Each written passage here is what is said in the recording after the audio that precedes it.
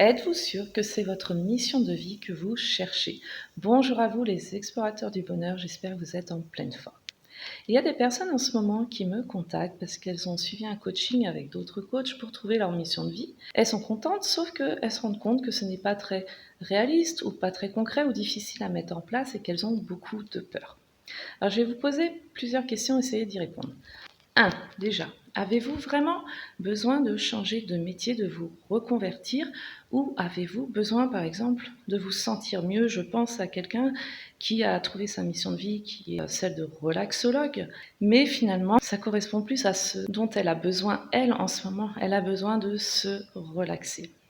Donc, il faut faire attention. Est-ce que vous cherchez quelque chose en ce moment que vous ne pouvez pas atteindre parce qu'il va d'abord falloir vous relaxer avant de pouvoir vraiment vous lancer dans une activité nouvelle? 2. Est-ce que vous avez vraiment besoin de changer de métier ou alors de vous sentir remotivé dans votre métier, voire peut-être d'apprendre à vous affirmer si vous avez du mal avec vos collègues ou votre boss? Ça, c'est la deuxième question. Troisième question. Peut-être que vous pouvez garder le même métier, mais le pratiquer dans un autre contexte dans lequel vous vous sentirez complètement bien. Comment on peut répondre à toutes ces questions? Eh bien, c'est en effectuant un coaching vraiment en profondeur et en allant trouver les activateurs qui vous motivent à vouloir vous reconvertir. Par exemple, certains ont besoin du sentiment de liberté. Mais qu'est-ce qui se cache réellement derrière? Ce sentiment de liberté, vous pouvez l'avoir peut-être dans le contexte actuel.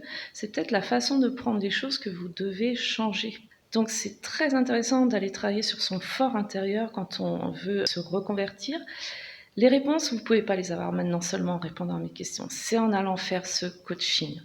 C'est ça qui est intéressant, il n'y a pas de formule magique, chacun est différent, chacun a ses propres réponses, ses propres activateurs liés à son enfance, à ses automatismes ancrés depuis des années. Une autre chose qui est très importante quand on veut se reconvertir, quand on veut se lancer dans sa mission de vie, c'est de défaire les peurs qui vous bloquent. Vous êtes beaucoup à avoir trouvé votre mission de vie, mais finalement à pas avoir soit de stratégie, à avoir des peurs qui vont vous bloquer.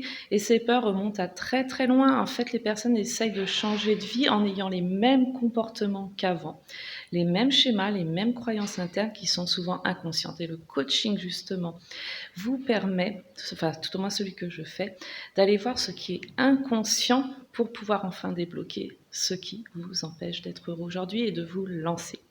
Donc que ça soit pour une reconversion ou pour rester au même poste, il est important de travailler sur son fort intérieur pour trouver les vraies motivations inconscientes. Attention, ça j'insiste, vraiment inconscientes, que vous ne pouvez pas deviner seul ou que vous n'arrivez pas à débloquer seul si vous savez déjà ce qui vous coince.